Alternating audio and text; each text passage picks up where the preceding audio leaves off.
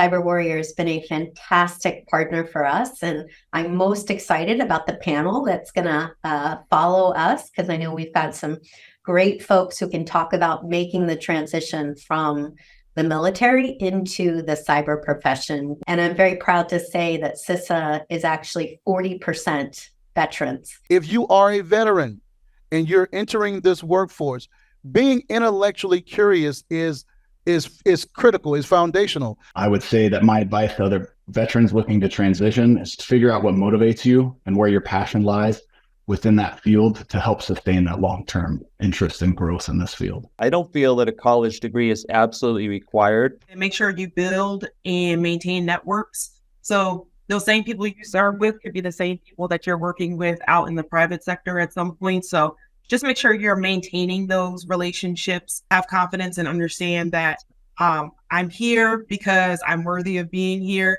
I've earned it. And then also be the representation that I want others to see. You're going to make mistakes, but I think, the number one thing is to, have belief in yourself, be confident, right?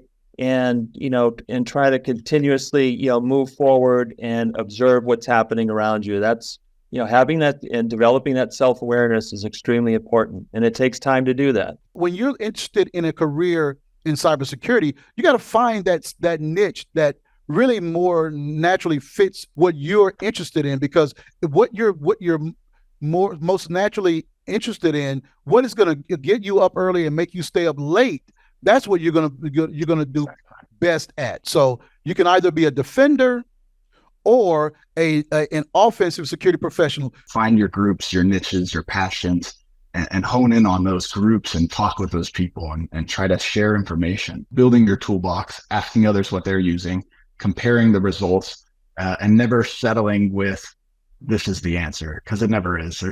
There's always something wrong with one that maybe something else provides something better. Just keeping an open mind to all of the potentials and asking everybody else what they're using, getting advice.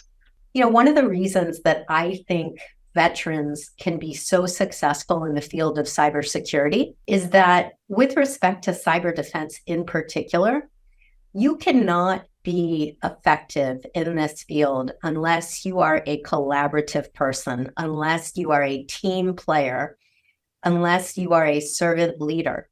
And those are the skills that are going to make veterans particularly successful in the field of cyber as you look to transition out of the military and look to take a job, whether it's in a place like CISA or whether it's in a place in the private sector.